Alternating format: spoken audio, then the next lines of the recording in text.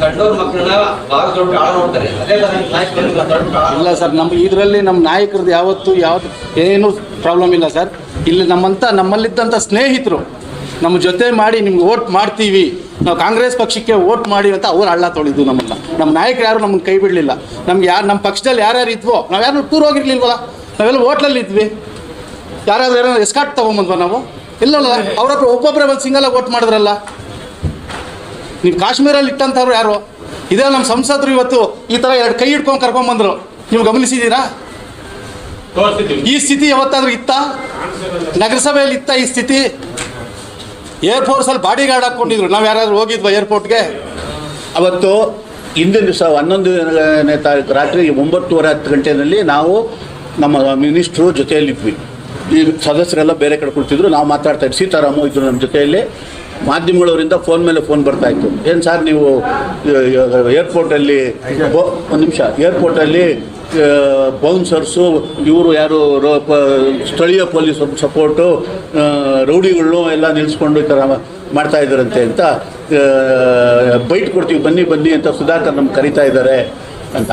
Actually ಕರ್ಕೊಂಡು ಬಂದಿರೋದು ಬೌನ್ಸರ್ಗಳು. ನಮ್ಗೆ ಯಾರು ಬೌನ್ಸರ್ಗಳು ಪರಿಚಯನೇ ಇಲ್ಲ. ನಾವು ಯಾರನ್ನ ಮದುವೆಗಳ ಮನೆಗಳಲ್ಲೆಲ್ಲ ಹಿಂಗೆ ಅಂತಾರಲ್ಲ ಕೈ, ಅವ್ರನ್ನ ಅಂದ್ಕೊಂಡಿರೋದು ನಾವು. ಅವರೇ ಇರ್ಬೋದು, ನಾವು ಅವ್ರ ಸಂಪರ್ಕನೂ ಇಲ್ಲ ನಮಗೆ. ಸತ್ಯವಾಗಲೂ ಹೇಳ್ತೀವಿ, ನಮ್ಗೆ ಯಾಕೆ ಏನಕ್ಕೆ ಬೌನ್ಸರು? ನಾವೇ ಅಂತ ಬೌನ್ಸರ್ಗಳ ವಿರುದ್ಧವಾಗಿ 100 ಜನ ಬಂದರೂ ಫೈಟ್ ಮಾಡೋ ಶಕ್ತಿ ಇದೆ, ನಮಗೇನು ಅದರ ಅವಶ್ಯಕತೆ ಇಲ್ಲ. ಬಟ್ ಈ ಬೇರೆಯವ್ರ ಮೇಲೆ ಗೂಬೆ ಕುಟ್ಟಿಸೋದಕ್ಕೆ ಮಾಧ್ಯಮದವ್ರನ್ನ ಕರೆದು ಬೈಟ್ ಕೊಡ್ತೀವಿ ಅಂತ ಅವರೇ ಕರೆಸ್ಬಿಟ್ಟು ಈಗ ಅವರೇ ಕಳ್ತನ ಮಾಡೋದು, ಅವರೇ ಬೇರೆಯವ್ರ ಮೇಲೆ ಕಂಪ್ಲೇಂಟ್ ಕೊಡೋದು ನಿಮಗೆ ಗೊತ್ತಿದೆ ಆಯ್ತಾ? ಎಷ್ಟೊಂದು ನಡೆದಿದ್ದಾವೆಲ್ಲ ಕೊಲೆಗಳು, ಅವರೇ ಮಾಡಿಬಿಟ್ಟು ಬೇರೆಯವ್ರ ಮೇಲೆ ಕಂಪ್ಲೇಂಟ್ ಕೊಡಿಸ್ತಾರೆ. ಇಂಥವೆಲ್ಲ ನಡೆಯುತ್ತವೆ. ಅದಕ್ಕೆ ನಾನು ಹೇಳಿದ್ದು, ನಮ್ಮ ಇಷ್ಟೆಲ್ಲರಿಗೂ ಸೋಲು ನೋವುಗಳು ಆಗೋದಕ್ಕೆ ಕಾರಣ ಇಂಥವ್ರನ್ನ ಕಾಂಗ್ರೆಸ್ಸಲ್ಲಿ ಸೀಟ್ ಕೊಟ್ಟಂಥ ಪುಣ್ಯಾತ್ಮರು, ಕೊಡಿಸಿದಂಥವರು. ನಾನು ಹೇಳಿದ್ನಲ್ಲ ಆಗಲೇ ಇವ್ರ ಹೆಸರುಗಳು, ಇದನ್ನು ಅವರೇ ಸರಿಪಡಿಸ್ಬೇಕಾಗಿರೋದು ಕೂಡ. ಸರಿಪಡಿಸಲಿಲ್ಲ ಅಂದರೆ ಅದು ಅವರ ನಿಶಕ್ತಿನೋ ಅಥವಾ ಅವರ ದೌರ್ಬಲ್ಯನೋ ಅದನ್ನು ಏನು ಅಂತ ನೀವೇ ವಿಶ್ಲೇಷಣೆ ಮಾಡಬೇಕು.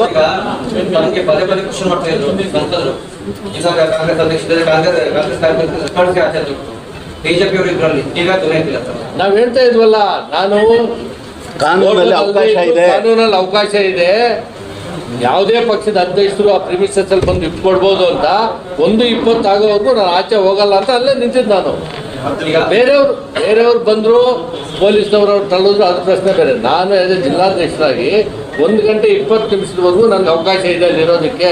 ನಾನು ಹೋಗೋದಿಲ್ಲ.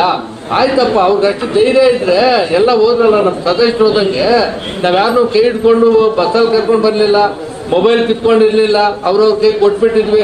ಅವನ್ನೆಲ್ಲ ಹೋದವ್ರು ಬಂದು ಮನೆಗೆ ಹೋಗಿ ಅವ್ರು ಮಾತಾಡ್ಕೊಂಡು ಒಬ್ಬೊಬ್ಬರೇ ಬಂದು ಸೇರ್ಕೊಂಡ್ರಲ್ಲ. ಬಿಡ್ಬೋದಾಗಿತ್ತಲ್ಲ ನಿಮ್ಗೆ. ಅದೇನೇ ನೈತಿಕತೆ ಇದ್ದಿದ್ರೆ, ನೀವು ಸೋಲ್ತೀರಿ ಅನ್ನೋ ಭಯದಿಂದ ನಮ್ಮ ಸದಸ್ಯರನ್ನ ಹೈಜಾಕ್ ಮಾಡಿ ತಗೊಂಡೋಗಿ ಇವತ್ತು ಗೆದ್ದಿರೋದು.